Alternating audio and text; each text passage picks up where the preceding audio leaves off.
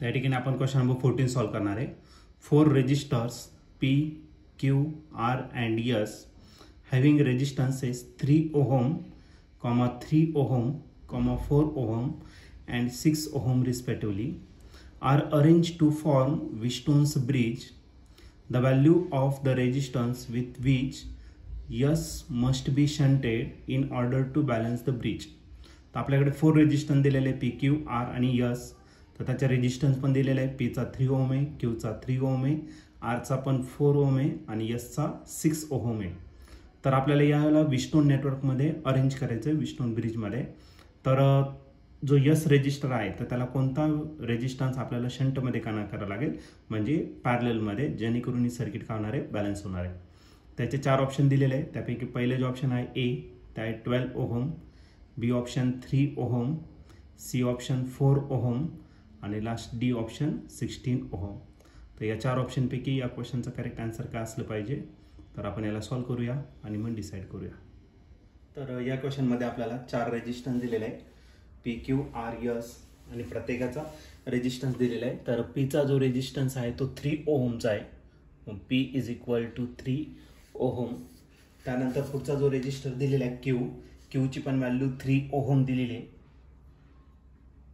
Next resistor आहे R, त्याची value दिलेली आहे 4 ओहम इतकी आणि S दिलेला आहे तुम्हाला 6 ओहम इतका दिलेला आहे. असे 4 रेजिस्टर या ठिकाणी आपल्याला दिलेले आहे आणि हे व्हीटस्टोन नेटवर्कमध्ये आपल्याला अरेंज करायचं आहे. तर आपल्याला एक रेजिस्टन्सची व्हॅल्यू फाइंड करायचं जो S ला शंट केलेला असेल, म्हणजे पॅरललमध्ये कनेक्ट केलेला असेल, जेणेकरून व्हीटस्टोन्स नेटवर्क काय पाहिजे, बॅलन्स. तर सर्वात पहिले आपण या ठिकाणी सर्किट ड्रॉ करू व्हीटस्टोन्स नेटवर्क. तर याला 4 जंक्शन घेतो आणि या पहिल्या 2 जंक्शनमध्ये आपल्याला फर्स्ट रेजिस्टर कनेक्ट करायचा आहे जो आहे P आणि त्याची व्हॅल्यू आहे 3 ओहम इतकी. त्यानंतर दुसरा एक रेजिस्टर पुढच्या आर्म्समध्ये कनेक्ट करणार, पुढच्या 2 जंक्शनमध्ये, ज्याची व्हॅल्यू आहे Q इतकी आणि Q जो आहे तो Q देखील कितीचा आहे, 3 ओहम इतका आहे. त्यानंतर नेक्स्ट रेजिस्टर जो आहे R, तो या ठिकाणी आपल्याला कनेक्ट करायचा आहे आणि या R ची जी व्हॅल्यू आहे तर R ची व्हॅल्यू आहे 4 ओहम इतकी दिलेली. आणि त्याच्यानंतर आपल्याला या शेवटच्या आर्म्समध्ये एक रेजिस्टर दिलेला आहे S, ज्याची व्हॅल्यू आहे 6 ओहम इतकी. आणि सर्किट बॅलन्स नाही, पण याला जर बॅलन्स करायचं तर या S रेजिस्टरला आपल्याला एक शंट रेजिस्टन्स कनेक्ट करायचा आहे. ओके, आणि तो जो शंट रेजिस्टन्स आहे, सपोज त्याला आपण S1 घेऊ, तर हा S1 ची व्हॅल्यू किती असणार ते आपल्याला या ठिकाणी फाइंड करायचं. तर S1 जर कनेक्ट केला तर सर्किट बॅलन्स होणार आहे, म्हणजे हा जो गॅलोनोमीटर असणार आहे, या गॅलोनोमीटरमधून जे डिफ्लेक्शन असते ते किती असेल, 0. ओके, अशी कंडिशन आहे आपल्याला. याला आपण लेबलिंग देऊन टाकू ABCD. आला तुमचा व्हीटस्टोन्स नेटवर्क, बरोबर का नाही. मग आता बॅलन्स कंडिशन आपण या ठिकाणी यूज करणार, पण त्याच्या आधी S आणि S1 हे दोन कसे आहेत, पॅरलल, तर पॅरलल कॉम्बिनेशन घेऊन टाकू. ओके, मग या ठिकाणी लिहिणार रेजिस्टन्सेस S and S1 are in parallel. हे 2 रेजिस्टन्स जे आहे ते कसे तर पॅरलल. आणि पॅरललमध्ये आपण काय करतो, तर त्याला आपण RP कन्सिडर करू.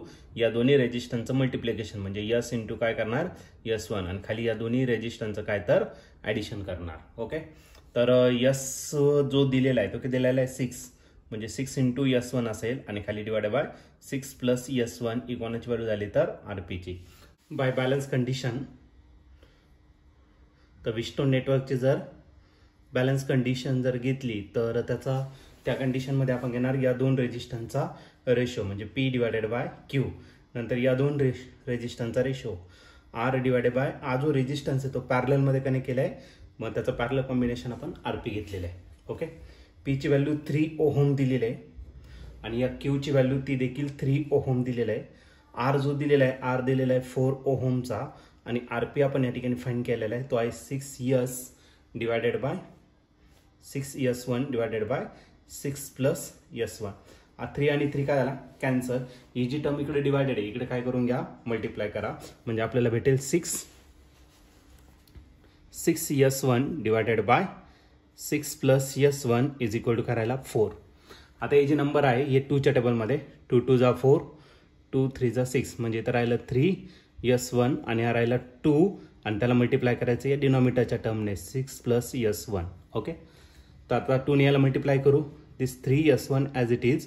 2 6 जा किती झाला 12 आणि हा आला +2s1. हा +2s1 इकडे काय करा मायनस, मग 3s1 - 2s1 = 12. 3s1 - 2s1 तो झाला फक्त s1 आणि हा s1 जो असेल तो किती असेल 12 ओहमचा.